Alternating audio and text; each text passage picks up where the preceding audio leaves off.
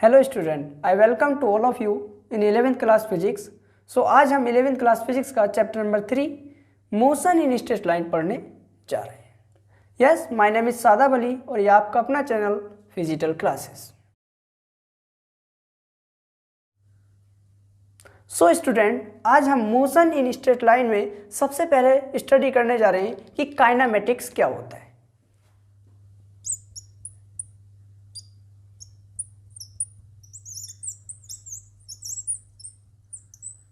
Kinematics क्या होता है? तो काइनेमेटिक्स फिजिक्स की एक ऐसी ब्रांच होती है जो मोशन की स्टडी करते हैं बिना ये जाने कि मोशन क्यों और कैसे हो रही है। क्या लिखेंगे? The study of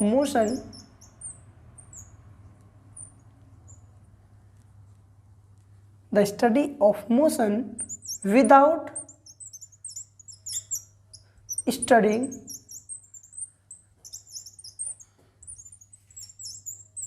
cause of motion.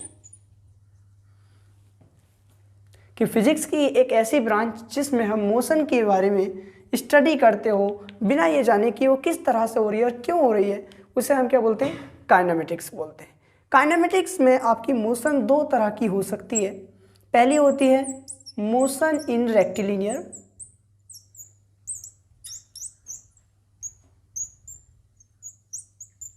जिसे हम मोशन इन 1D भी बोलते हैं, और सेकंड होती है आपकी motion in curvilinear,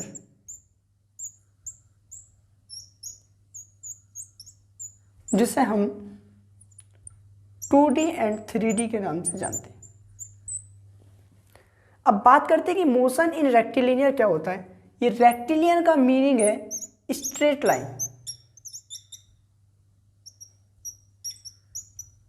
straight line, और इस 1D का मतलब है ओनली वन डायरेक्शन।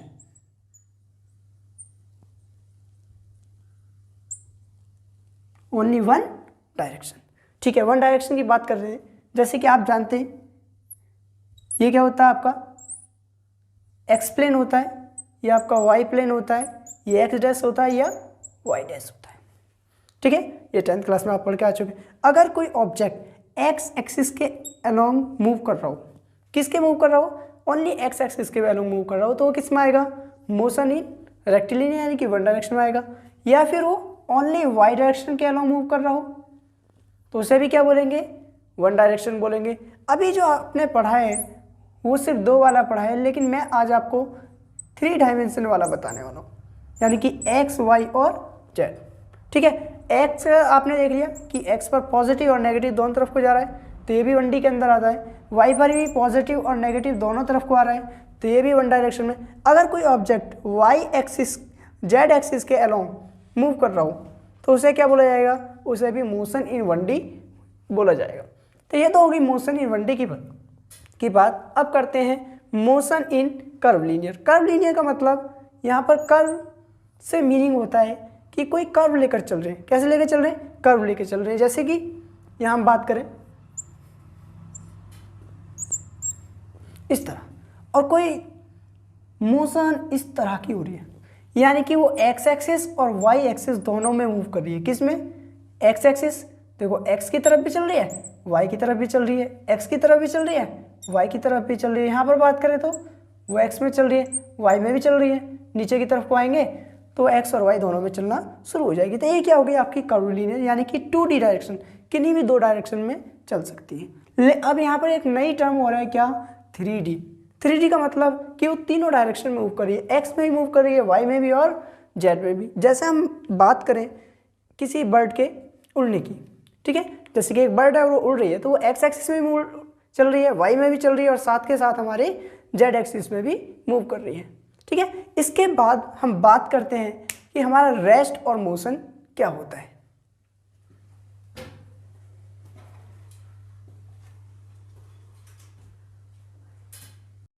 तो अब हम बात करने वाले हैं रेस्ट एंड मोशन के बारे में। किसके बारे में? रेस्ट एंड मोशन के बारे में। तो रेस्ट और मोशन को समझने से पहले आपको कुछ पैरामीटर्स को समझना पड़ेगा। किसे समझना पड़ेगा? पैरामीटर्स को समझना पड़ेगा। भाई कौन से पैरामीटर को आपको समझना पड़ेगा? सबसे पहले आपको पता होना चाहिए कि ऑब्जर्वर किसकी बात होनी चाहिए आपको? ऑब्जर्वर के बारे में पता होना चाहिए। ऑब्जर्वर कौन है भाई? जो भी किसी ऑब्जेक्ट की पोजीशन को एनालाइज कर रहा है। जैसे मैं क्या इसकी पोजीशन को एनालाइज कर रहा हूं, तो मैं क्या हो गया भाई? इसके लिए ऑब्जर्वर हो गया। ठीक है, आप मुझे देख रहे हो तो आप क्या हो गए? ऑब्जर्वर हो, क्योंकि आप मेरी मोशन को देख रहे हो। ठीक है ना। अभी दूसरी बात करें कि एक कार जा रही है, आप रोड पे खड़े हो तो आप ऑब्जर्वर हो गए, आप उस कार की पोजीशन को एनालाइज कर रहे हो, उसकी मोशन को एनालाइज कर रहे हो। तो सबसे इंपॉर्टेंट फैक्टर कौन होता है? ऑब्जर्वर। और ऑब्जर्वर कौन होता है? ऑब्जर्वर होते हैं यू, यानी कि आप ऑब्जर्वर बनेंगे। मैं और आप एक दूसरे क्या बनेंगे? ऑब्जर्वर बनेंगे। ठीक है जी। भाई हमने ऑब्जर्वर की तो बात कर ली, अब ऑब्जर्वर हम किस चीज़ को बनेंगे? भाई हम कुछ और भी बात करेंगे ना। तो ऑब्जर्वर में सबसे पहले आता है क्या आपका? पोजीशन। क्या आता है भाई? पोजीशन। भाई सर ने बता दिया पोजीशन। ठीक है, तो पोजीशन क्या होती है? लोकेशन होती है। भाई लोकेशन आप किसी रेस्पेक्ट से तो लेते होगे। ठीक है, तो लोकेशन जो आता है, तो लोकेशन किसके रेस्पेक्ट में लेते हैं? भाई आप अपने घर से किसी जगह की डिस्टेंस बता रहे हैं, आप खड़े हैं, कार जा रही है, तो आप अपनी जगह पर खड़े हुए आप बोल रहे हैं कार जा रही है, तो आप क्या उसकी लोकेशन बता रहे हैं? क्या आप वो चल रही है, रुक रही है, उसके बारे में बता रहे हैं। लेकिन आप क्या है? आप रेस्ट पर हैं। लेकिन अगर आप भी रन कर रहे हैं और कार भी रन कर रही है, तो उस केस में तो फिर ये अलग हो जाएगा। तो यहाँ पर एक नई चीज़ आती है, वो आती है frame of reference. Frame of reference. Frame of reference क्या है? एक ऐसा सिस्टम जिसके रेस्पेक्ट में आप किसी ऑब्जेक्ट की पोजीशन को एनालाइज कर रहे हो। क्या है? एक ऐसा सिस्टम है जिसके रेस्पेक्ट में आप किसी पोजीशन की, किसी भी ऑब्जेक्ट की पोजीशन को एनालाइज कर रहे हो। ठीक है जी। तो ये क्या हो गया भाई? फ्रेम ऑफ रेफरेंस हो गया। फ्रेम ऑफ रेफरेंस जैसे कि हम बात करें एक्स, वाई एंड जेड की। ठीक है, तो आप ज्यादातर किसे मानते हैं? आप मानते हैं ओरिजिन को। किसे? O for origin. आप ये पढ़कर भी आए पहले से। ठीक है, अब ओरिजिन से अगर कोई एक्स एक्सिस पर मूव कर रहा है, जैसे कि यहां पर कौन? यहां भाई खड़ा है सोनू। कौन खड़ा है भाई? सोनू। और ये कितनी डिस्टेंस पर खड़ा है? ये एक्स डिस्टेंस पर खड़ा है। कितनी डिस्टेंस पर? एक्स। और एक्स इक्वल टू कितना है भाई? एक्स इक्वल टू 2 मीटर, यानी कि वो 2 मीटर की डिस्टेंस पर खड़ा हुआ है। सीधी सी बात है। ये 2 मीटर कहाँ से बता रहा है? ये 2 मीटर जो बता रहा है ये ओरिजिन से बता रहा है। तो ये क्या बन गया? इसके लिए फ्रेम ऑफ रेफरेंस बन गया। ठीक है जी, ये हो गया। चलो हम सोनू तो यहाँ से थोड़ी देर में चला जाएगा। अभी हम किसकी बात करते? यहाँ पर है मोनू। कौन है? मोनू। ये मोनू नाम का खड़ा हुआ है। और ये कितनी डिस्टेंस पर खड़ा हुआ है भाई? ये यहाँ से y इक्वल टू 3 मीटर की डिस्टेंस पर खड़ा हुआ है। कितनी डिस्टेंस पर? 3 मीटर पर। 3 मीटर। अब ये 3 मीटर इसने मेजर कहाँ से किया भाई? 3 मीटर इसने मेजर किया है कहाँ से? ओरिजिन से। तो ये क्या बन गया? इसके लिए फ्रेम ऑफ रेफरेंस बन गया। जैसे कि मेरे लिए फ्रेम ऑफ रेफरेंस क्या है भाई? मेरे लिए ये रूम फ्रेम ऑफ रेफरेंस है जहाँ मैं खड़ा हूँ। ठीक है, वैसे जो आइडियल फ्रेम ऑफ रेफरेंस की बात करें तो वो क्या होता है? आपका अर्थ होता है। क्या होता है? अर्थ होता है भाई। जैसे अर्थ है तो हमें पता है कि अर्थ घूम रही है, लेकिन हम इस पर रेस्ट पर हैं, क्योंकि जो चीज़ घूम रही है हम उसी पर बैठे हुए, तो उसके लिए हम क्या हो गए? रेस्ट पर हो गए। हाँ जी, चलो ये बात भी सर आपने ठीक बताई। अब आगे चलते हैं। अब रेस्ट किस पर आते हैं भाई? अब आते हैं रेस्ट पर। रेस्ट क्या होता है? रेस्ट होता है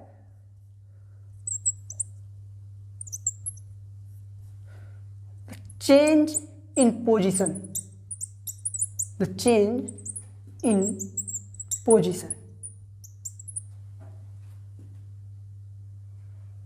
remain same with respect to observer। ठीक है, with respect to observer with time। अगर किसी ऑब्जेक्ट की पोजीशन, किसी बॉडी की पोजीशन टाइम के साथ में सेम रहती है, किसके रेस्पेक्ट में? ऑब्जर्वर के रेस्पेक्ट में। ऑब्जर्वर मतलब फ्रेम ऑफ रेफरेंस के रेस्पेक्ट में, उसे क्या बोलते हैं आप? रेस्ट बोलते हैं जी। ठीक है, अब देखो इस मार्कर का एग्जांपल लेते हैं। अभी एक जगह रुका हुआ है, मैं इसे देख रहा हूँ, एक जगह पर रुका हुआ है, मैं इसे बार बार देख रहा हूँ, लेकिन एक जगह पर रुका हुआ है, इसका कोई पोजीशन चेंज नहीं हो रही है। ठीक है जी। एक पर्सन बैठा है मून पर। कहाँ बैठा है? मून पर। वैसे बैठ तो नहीं सकता, लेकिन फिर भी क्या कर रहे हैं हम, एक हाइपोथेटिकल सिचुएशन ले रहे हैं। कहाँ बैठा हुआ है ये भाई, मैं इसे देख रहा हूँ यहाँ पर, वो मून पर बैठा हुआ है। अर्थ अपने एक्सिस पर घूम रही है, वो अपने एक्सिस पर घूम रहा है। वो सामने आएगा तो सामने दिखेगा, लेफ्ट में आएगा तो लेफ्ट में दिखेगा, राइट में ऐसे, राइट में ऐसे, तो फिर सामने। तो ये क्या हो गया भाई, मेरे रेस्पेक्ट में तो ये रेस्ट पर है, लेकिन उसके रेस्पेक्ट में जो मून पर बैठा हुआ उसके रेस्पेक्ट में ये पूरा क्या घूम रहा है। ठीक है ना। तो ये बात समझ में आई आपको भी। रेस्ट क्या हो गया कि ये इसकी सारी चीजें किस पर डिपेंड कर रही है भी, ऑब्जर्वर पर डिपेंड कर रही है। दूसरा आता है मोशन। मोशन क्या होती है? अभी रेस्ट का तो आपको पता चल गया कि उसकी पोजीशन कैसी रहनी चाहिए, सेम रहनी चाहिए। किसके रेस्पेक्ट में? ऑब्जर्वर के रेस्पेक्ट, टाइम के रेस्पेक्ट। इसमें क्या लिखेंगे? द चेंज इन पोजीशन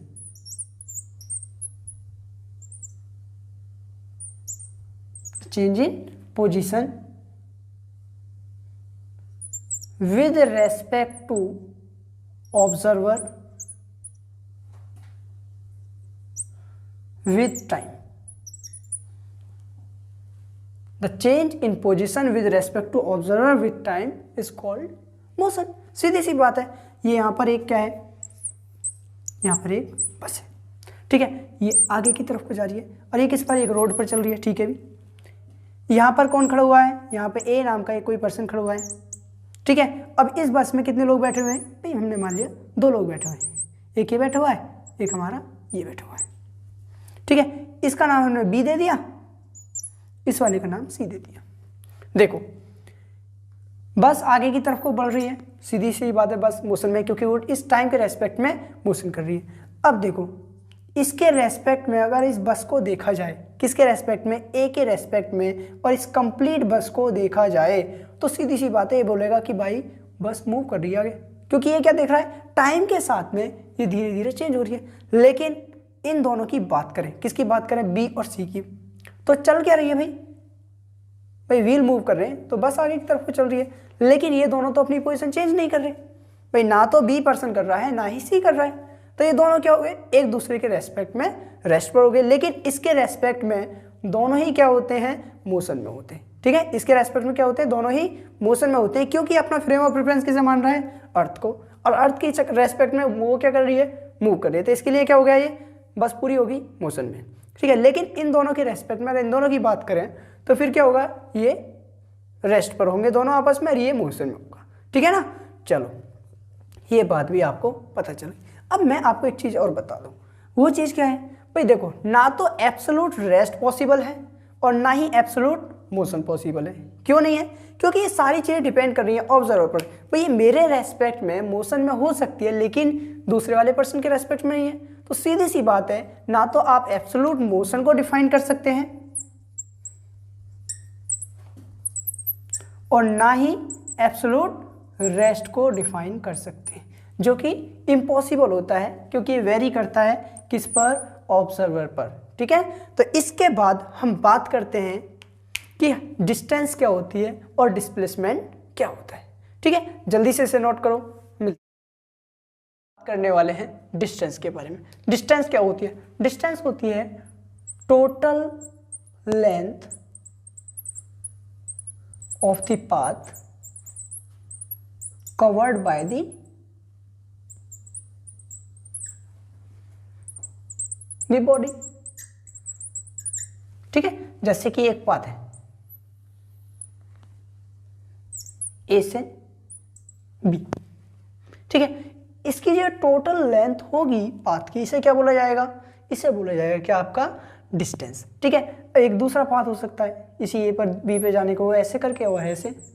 भाई मान ले कि ये 2 किलोमीटर है तो ये भी डिस्टेंस है, ये ऐसे 5 किलोमीटर है, ये भी डिस्टेंस है। ठीक है, तो ये क्या मिल गया भाई कि इस पाथ की जो लेंथ होगी उसे क्या बोला जाएगा? टोटल लेंथ को उसे बोला जाएगा आपका distance.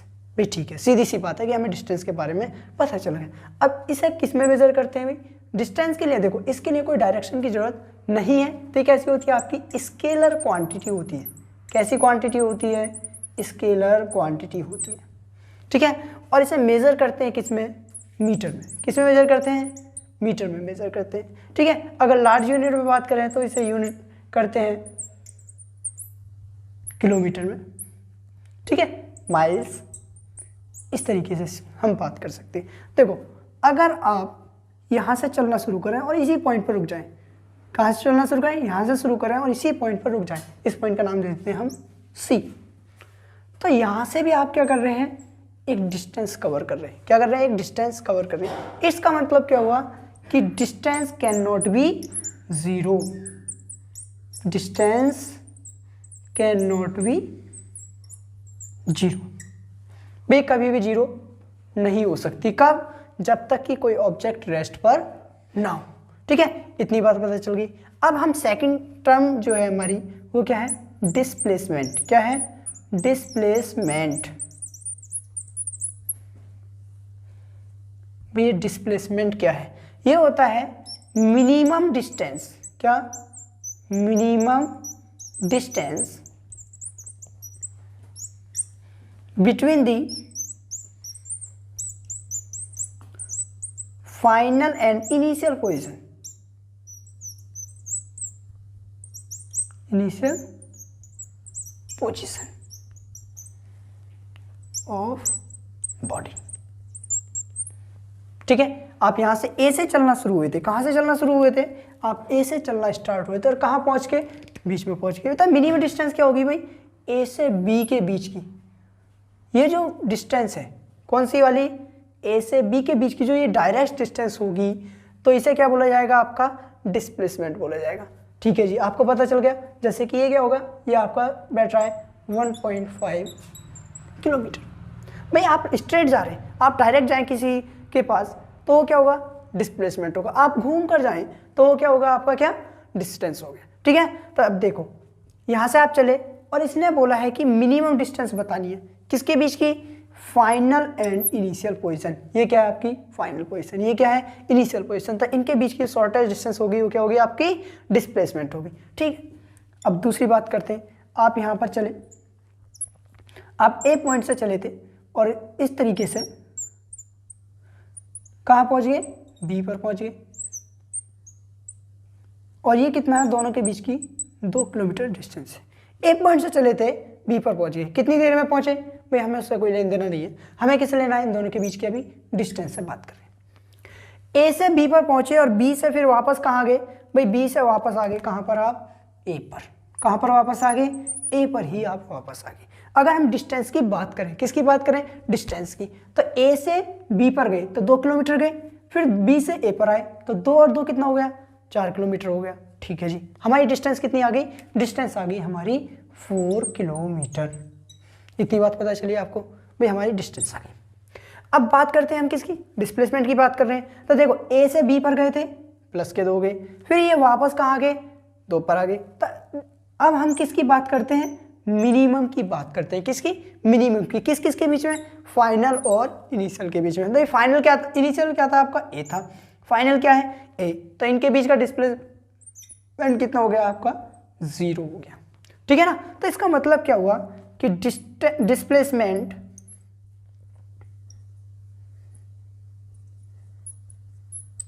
Can be 0 and negative. ये 0 भी हो सकता है और साथ के साथ नेगेटिव भी हो सकता है। ठीक है, इतनी बात क्लियर हुई। और डिस्प्लेसमेंट जो होती है ये आपकी एक वेक्टर क्वांटिटी होती है। कैसी क्वांटिटी होती है भाई, वेक्टर क्वांटिटी होती है। वेक्टर क्वांटिटी का मतलब कि इसके लिए डायरेक्शन जरूरत होती है। भाई डायरेक्शन कैसे, आप यहाँ से, कहाँ से, यहाँ से ए से कहाँ गए, बी पर गए, तो सीधे गए ना आप। कैसे गए आप, बिल्कुल सीधे गए, स्ट्रेट। तो स्ट्रेट गए तो यहाँ से डायरेक्शन आपको मिल रही कि स्ट्रेट जाना है। तो आपको पता चल गया कि ए से बी तक आपको एक डायरेक्शन की जरूरत है। भाई आपको एक डिस्टेंस भी कवर करनी है, साथ के साथ क्या करना है, एक डिस्टेंस भी कवर करनी है। तो ये कैसा हो गया आपका, भाई जहाँ पर मैग्नीट्यूड और डायरेक्शन दोनों की बात की जाए उन्हें क्या बोलते हैं, वेक्टर क्वांटिटी बोलते हैं। तो डिस्प्लेसमेंट कैसी होगी आपकी, एक वेक्टर क्वांटिटी होगी। इतनी बात क्लियर हुई आपको। ठीक है, तो आपको 2-3 मेन पॉइंट है। एक तो डिस्टेंस कभी भी 0 नहीं हो सकती, डिस्प्लेसमेंट 0 भी हो सकता है, नेगेटिव भी हो सकता है। ठीक है, पॉजिटिव तो हो ही सकता है। ठीक है, डिस्टेंस आपकी स्केलर क्वांटिटी, डिस्प्लेसमेंट आपकी वेक्टर क्वांटिटी। जैसे डिस्प्लेसमेंट को आप मीटर में मेजर करते हैं उसी तरीके से डिस्प्लेसमेंट को भी मीटर में ही मेजर किया जाता है। क्लियर। मीटर को शॉर्ट में क्या लिखा जाता है, स्मॉल m। ठीक है, आगे चलते हैं।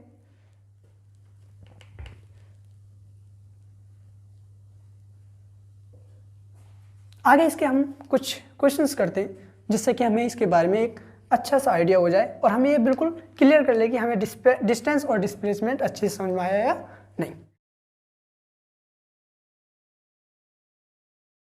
चलो अब हम करते हैं एक क्वेश्चन। ठीक है, क्वेश्चन किस तरीके से करते हैं, जैसे कि ये एक आपका रेक्टेंगल है, ये कितना भाई, ये 2 मीटर है और ये कितना है, 4 मीटर है। ठीक है, और आपको ए से सी तक की डिस्टेंस बतानी है। क्या बतानी है, आपको ए से सी तक की डिस्टेंस बतानी है। भाई ये जब 4 है तो ये भी 4 होगा, सीधी सी बात है, रेक्टेंगल में आमने सामने की साइड बराबर होती है। ये 2 है तो ये भी कितना होगा, 2 होगा। अब की पहले किसकी बात करें भैया, पहले बात करें डिस्टेंस की। किसकी बात करें, डिस्टेंस की। भाई डिस्टेंस क्या होती है, टोटल लेंथ। भाई 4 ये 2 ये कितनी हो गई, 4 + 2 यानी कि 6 मीटर।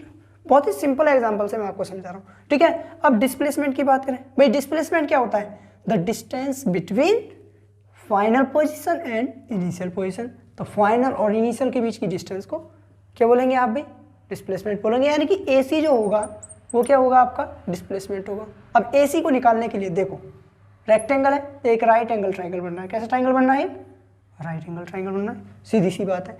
ये कितना है आपका 2, ये कितना है 4। अब इसे निकालो, भाई ये क्या नाम दे दें इसे, चलो ऐसे ही रहने दें। तो आपको पता है राइट एंगल ट्राइंगल में हाइपोटेनियस का जो स्क्वायर होता है वो बेस का स्क्वायर प्लस परपेंडिकुलर के स्क्वायर के बराबर होता है। क्या होता है, हाइपोटेनियस का स्क्वायर इक्वल टू होता है बेस का स्क्वायर प्लस परपेंडिकुलर स्क्वायर। ये आपने 10th क्लास की ट्रिग्नोमेट्री में पढ़ा नहीं। तो ये क्या करेंगे हम, भाई 4 का स्क्वायर करेंगे प्लस 2 का स्क्वायर करेंगे। कितना हो गया, 4 का स्क्वायर 16, 2 का स्क्वायर 4। तो h स्क्वायर बराबर कितना आ गया 20, और h बराबर निकालने तो क्या आएगा √20। ठीक है, तो ये वैल्यू कितनी आ गई, √20 आ गई। अगर 120 को वैसे भी आप लिखें तो क्या लिख सकते हैं, 5 × 4 लिख सकते हैं। क्या लिख सकते हैं, 5 × 4। 5 तो बाहर निकल नहीं सकता, 4 निकल के क्या जाएगा अभी, ये निकल के आएगा 2 और 5 ऐसे रहेगा। तो डिस्टेंस कितनी हो गई, ये हो गई आपकी 2√5 मीटर। यानी कि डिस्प्लेसमेंट कितना हो गया भाई आपका, डिस्प्लेसमेंट होगा 2√5 मीटर। समझ में आया। चलो एक तो ये हो गया, एक और एग्जांपल लेते हैं। भाई एक और एग्जांपल आप इस तरीके से ले लो, जैसे कि एक सर्कल है। क्या है, एक सर्कल है। ठीक है, दिख रहा है सबको। ठीक है, सर्कल का ये क्या हो गया भाई, सेंटर हो गया, और ये क्या है इसकी रेडियस। रेडियस मान लेते हैं हम इसकी कितनी, 10 मीटर। कितनी मान लेते हैं, 10 मीटर बोल लेते हैं। अब ये O पॉइंट, ये A, और ये है आपका B। कौन सा पॉइंट है भाई, B पॉइंट है। अब आपको ये बताना है कि A से B तक जाने में डिस्टेंस कितनी कवर होगी और डिस्प्लेसमेंट क्या होगा। क्या बताना आपको भाई, डिस्टेंस क्या होगी और डिस्प्लेसमेंट क्या होगा, दोनों को आपको बताना है कि डिस्टेंस और डिस्प्लेसमेंट क्या है। देखो सर्कल का जो सरकमफ्रेंस होता है, क्या होता है, सरकमफ्रेंस, वो कितना होता है भाई, 2πr। ठीक है, कितना होता है 2πr। अभी हमें ये सरकमफ्रेंस क्या होता है, टोटल लेंथ। अगर हम इसे ऐसे करके ऐसे खोल दें, इस सर्कल को ऐसे करके एक बिल्कुल सीधा कर दें, तो क्या सरकमफ्रेंस, सरकमफ्रेंस क्या बन जाएगा, उसकी लेंथ बन जाएगा। अब देखो ये यहाँ से यहाँ तक देखा जाए तो ये क्या आधे सर्कल की डिस्टेंस को कवर कर रहा है। तो डिस्टेंस कितनी हो जाएगी भाई डिस्टेंस हो जाएगी आपकी, आधे को कर रहा है ना, तो 2πr / 2 यानी कि कितना πr। r कितना भाई, r है आपका 10, तो ये 10 पाई डिस्टेंस इसने कवर कर ली। कितनी कवर कर ली डिस्टेंस, इसने कर ली 10 पाई। इतना क्लियर हुआ। अब दूसरी चीज क्या है भाई, आपको बताना है डिस्प्लेसमेंट। डिस्प्लेसमेंट क्या होता है भाई, फाइनल पॉइंट और इनिशियल पोजीशन पॉइंट के बीच की डिस्टेंस, शॉर्टेस्ट डिस्टेंस जो भी होगी। तो ये क्या है, इसके बीच की शॉर्टेस्ट डिस्टेंस। अब देखो इतना रेडियस और ये भी इधर की तरफ क्या होगा, रेडियस होगा। तो ये क्या हो जाएगा r + r। डिस्प्लेसमेंट क्या हो जाएगा, डिस्प्लेसमेंट हो जाएगा आपका 2r। कितना 2r। अगर वैसे भी देखा जाए तो ये क्या है इसका भाई, सेंटर से जो लाइन पास होती है उसे क्या बोलते हैं, डायमीटर। डायमीटर किसके इक्वल होता है, 2 टाइम्स ऑफ रेडियस के इक्वल होता है। तो ये कितना बन जाएगा बच्चे, ये बन जाएगा आपका 2 × कितना, रेडियस कितनी भाई 10 मीटर यानी कि 20 मीटर। ये क्या बन गया, इसका डिस्प्लेसमेंट बन गया। इतना क्लियर हुआ। चलो अब देखो ये क्या, इसके छोटे छोटे से मैंने आपको एग्जाम्पल के थ्रू बताया है कि किस तरीके से हम डिस्टेंस और डिस्प्लेसमेंट को देख सकते हैं। ठीक है ना। एक और एग्जाम्पल मैं आपको करके बताता हूँ। इधर की तरफ करते हैं हम। जैसे कि ये क्या है आपका एक्स एक्सिस, ये क्या है आपका वाई एक्सिस, और मैं यहाँ पर एक पोजीशन वेक्टर लेता हूँ। क्या लेता हूँ भाई, एक पोजीशन वेक्टर लेता हूँ। पोजीशन वेक्टर क्या होता है, जो किसी भी बॉडी की पोजीशन को एनालाइज करता है वेक्टोरियल फॉर्म में। ठीक है, तो ये हो गया एक पोजीशन वेक्टर।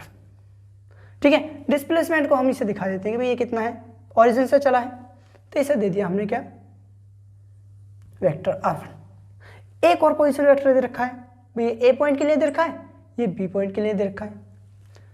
अब इसमें पूछ रहा है कि इन दोनों का डिस्प्लेसमेंट क्या होगा। क्या होगा, डिस्प्लेसमेंट क्या होगा। भाई आपको किसके बारे में बताना है, दोनों की फाइनल पोजीशन के बारे में बताना है। तो क्या हो जाएगा, ये बन जाएगा क्या आपका, इसे क्या नाम देते हैं हम, r2 नाम देते हैं। तो ये बन जाएगा vector r2 minus vector r1। ये जो एरो का निशान होता है इसे हम वेक्टर का निशान मार्क बोलते हैं। ठीक है ना, सिंबल होता है। तो ये क्या होगा इसका भाई, डिस्प्लेसमेंट। क्या होगा, डिस्प्लेसमेंट।